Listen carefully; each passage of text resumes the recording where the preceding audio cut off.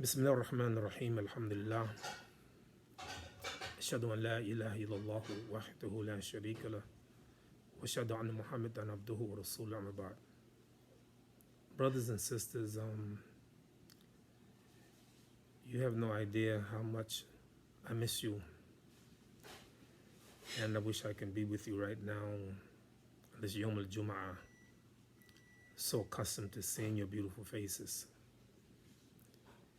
And you know one of the faces that I miss right now? Our beloved Fatih, Rahimullah. May Allah subhanahu wa ta'ala bless him and give him Jannah to Firdaus.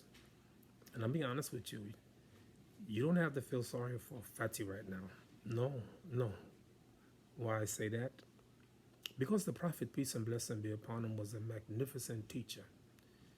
And he used every occasion to teach a lesson.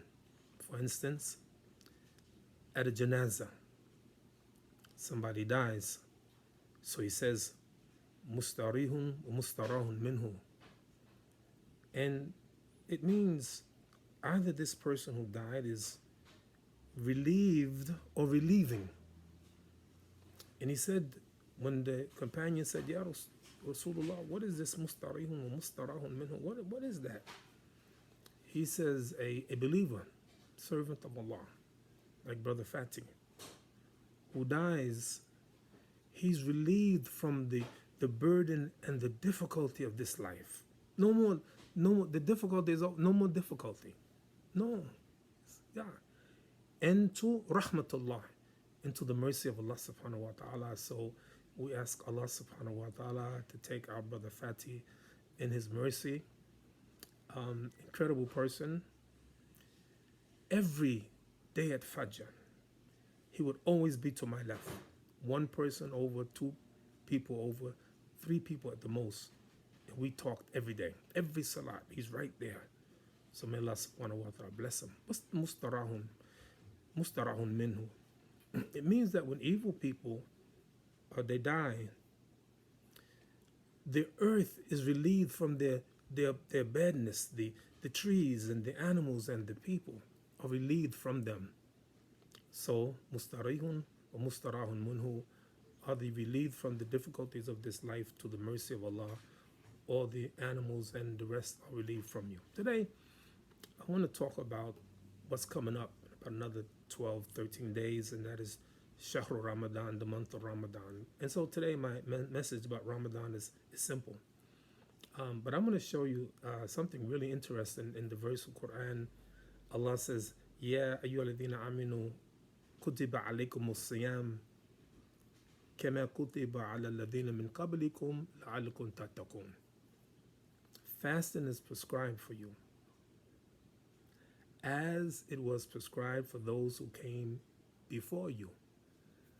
La'allakum, maybe, perhaps, you would fear Allah subhanahu wa ta'ala. This is what Ramadan is for. Fasting 29 or 30 days. Hopefully you get taqwa. That's what it's for. So why are we fasting? And you know, I know what you're saying right now. Imam, I'm so sad. We have to fast at home. We can't do it in the masjid. It's okay. Imam Jamil Alameen, he never forget. He used to say, you have to deal the hand that's dealt you. This is what it is right now. It's a fitna. It's a difficulty. It's a trial. We have to practice social distancing. We want to make sure that we can control and fight this virus. The coronavirus is not a joke. That's the only reason that we're not gathered together. Every year, every month, every day, every week, we come together for Jumu'ah. We are a people of Jumu'ah. We're people of congregation. We love one another. I miss all the brothers and the sisters in the community. I miss seeing Sheikh Uthman all day long. I miss Khalil bringing his three sons to Fajr prayer. I miss Sister Majida, our wonderful secretary. I think about Yasin, the masjid keeper, and Abdul Barri, may Allah subhanahu wa ta'ala bless him and bless his wife Jihad and give her Jannah. And I think about all of you. I think about Bilal in his great work that he does, and Ali Abdul Karim, and head of security, and all of you, Muhammad Harbi in the store. And it's just, sad that we can't see each other now. Inshallah, one day this trial will pass, and we'll be regular again. But can I give you the facts? Do you think, in general, more people come to the masjid, or there are more people, Muslims, who don't come to the masjid? I guarantee you took a survey. Any masjid in America, around the world, you will find out that there are more Muslims who don't go to the masjid than who go to the masjid. Those who attend masjid regularly, these are the few. I mean, listen, we get hundreds of people at every salat. I'm not saying that. But really, there are thousands and thousands of Muslims who don't go to any masjid. So it's going to be different for some of us. We're going to be fasting at home. We're still going to fast. It's a requirement. We can't conjugate right now. We can't do Jumu'ah right now, collectively. We can't have congregational salat right now for our health. That's true. But that can't stop us from fasting. So the same way we've been fasting, we do the same thing now. And the only thing, we break fast. At home, we pray at home. You know, one of the things I'm going to really miss in Ramadan? Salatul Taraweeh. Sheikh Hassan. MashaAllah. Can't wait to pray behind him. Every salat. Fajr, Maghrib, Isha, Salatul Taraweeh. So my poor family going to have to listen to me recite the Quran, lead them into prayer rather than Sheikh Hassan. But we have to do that. Can I tell you the truth?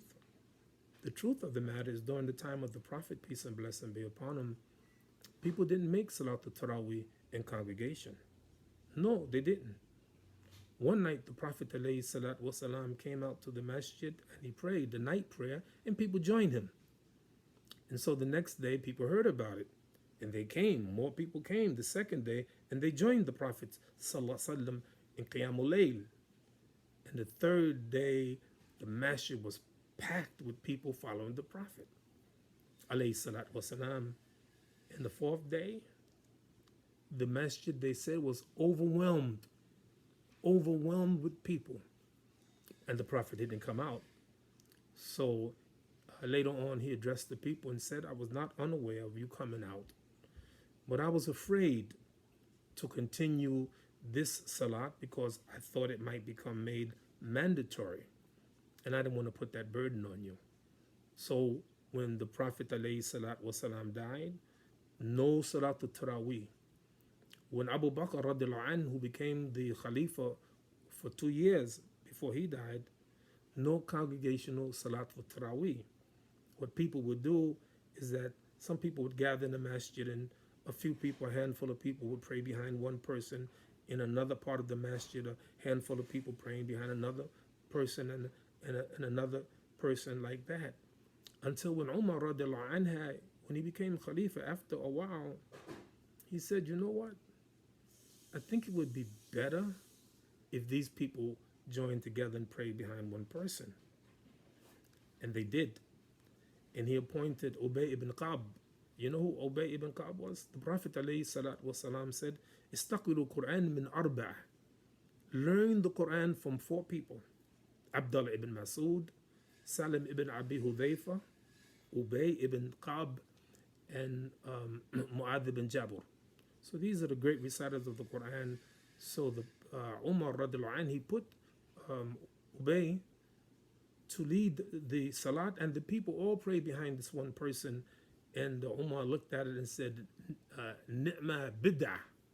What a good innovation. And you may say, well, how could Umar do that? He don't have a right to do that. The Prophet didn't do it. He did have a right to do it. Let me tell you 2 reasons. Number one, the Prophet ﷺ said, فَعَلَيْكُمْ بِسُنَّتِي وَسُنَّةِ خُلَفَاءِ الرَّاشِدِينَ الْمَهْدِيِّينَ. It's incumbent upon you to follow my sunnah and the sunnah of the rightly guided Khalifas, for sure. Abu Bakr rightly guided, Umar rightly guided, Uthman rightly guided, Ali rightful guided. So what's Umar's thinking? How could you start something that the Prophet didn't do? Easy. What was the reason that the Prophet stopped it? Because he didn't want it to become fard. That's not the case. Umar can not do anything to make it fard. So that was the concern of the Prophet, peace and blessing be upon him. And the other thing, all the Sahaba that were there, no one went against Umar. No one. So alhamdulillah. So we have our regular fast of month of Ramadan, and Salu fi buyutikum, pray in your homes. Now let me leave you with an interesting thought that Allah subhanahu wa ta'ala put in this ayat of the Quran. He said, Ya ayyuhalladhina aminu kutiba alaykum siyam. He could have stopped there. It's incumbent upon you to fast, right? And then he could have gone all the way to the end, la'allakum tattaqun, in order for you to have God consciousness, to fear Allah. But he put a little addendum to that. He added something to that. Kutiba alaykum siyam kama kutiba ala alladhina min qablikum. Fasting is prescribed for you as it was prescribed for those who came before you. What an important point that is. I'm going to talk to you more about that later, but let me just give you this food for thought. By Allah putting that in that verse, instilling that in that verse, He's telling the Muslims something. Fasting is a pillar of Islam. It wasn't invented when Prophet Muhammad became the Prophet alayhi salatu wasalam. All of the prophets fasted. It's part of the ibadah. This is why one of the pillars of Islam is fasting. We do it the month of Ramadan. Maybe other prophets did it in different times. Islam is not new. I never forget, I was in Canada maybe 10 years ago, 11 years ago, I don't remember. And there was a young man giving a talk. I thought it was an excellent talk. But there's one thing he said I disagreed with, and I told him. He was telling the people, it was a mixed audience, Muslims and non-Muslims. He said, Islam is the newest religion. Islam is the newest religion. So when he was finished, I pulled him to the side and said, young man, may Allah bless you. It was a great talk. But I just have one slight bit difference of opinion. Islam is not the latest religion. Islam is the only religion. You see, the Prophet, peace and blessing be upon him, said, Al-Anbiya'u ikhwatun li'alatin umahatum shatta dinuhum wahid. The prophets, all of them are brothers. They may have different mothers, but their religion is one. There are little differences here and there, but dinu wahid, their religion is one. And you will see that all of the prophets, peace and blessing be upon them, they are brothers with the same faith. A little difference here and there, but this fasting is nothing new. May Allah bless you. You make your intentions to fast for Allah subhanahu wa ta'ala. And remember, one day, sooner than you realize, this trial will be over and we'll be back to normal. We will then can go back to the masjids and hug each other and kiss one another and see our children running around in the masjid. All of that, inshallah, I pray it happens. Meanwhile, be safe. And remember this, you're special. As a believer in Allah, you're special. Yes, it's a difficult trial. I'm not lying to you. This is a test. But always remember, Ajibin li'amru mu'min. Wondrous is the affair of the believer. I don't care what happens for him. Coronavirus, I don't take it lightly. Serious. But you know what? It's a test from Allah. If the nations were to gather to help you, to benefit you, they could not benefit you except for what Allah has already written for you. And if the nations gathered together to harm you, they cannot harm you except for what Allah has written for you. Kullu nafsin da'iqatul maut. Every soul shall taste of death. It's going to happen. When? We don't know. How? We don't know. But you know what? We believe. We believe. Ajibin li amru mu'min. Wondrous is his affair. If there's some calamity, like coronavirus, he's patient. وَذَلِكَ خَيْرُ لَهُ. And that's good for him. And if he has some great blessing, Allah give us life, Allah give us food, Allah give us husbands and wives and children, Allah gives us knowledge, Allah gives us all of these things, he's grateful to Allah, and that's good for him. It may be difficult for a while. Maybe some of us won't have a lot of money. Maybe we'll have no money. But in the end, if we believe Allah subhanahu wa ta'ala, he's going to take care of us. Believe me. And then if you die in this plague, inshallah, you die shaheed, it'll be over soon. And we would have been better. May Allah bless you. I pray to Allah subhanahu wa ta'ala, keep all of you safe. And I pray that Allah will keep you in good iman, strong iman, have a good opinion about Allah subhanahu wa ta'ala, call on Allah, fight against the enemies of Islam, fight against shaitan, make plenty of dhikr, plenty of dua. I love all of you. May Allah bless you. Hope to see you real soon. Assalamu alaikum wa rahmatullahi wa barakatuh. And don't forget, brothers and sisters, make Salatul Dhuhr 4 rak'ahs. Inshallah, I'll see you soon. Assalamu alaikum.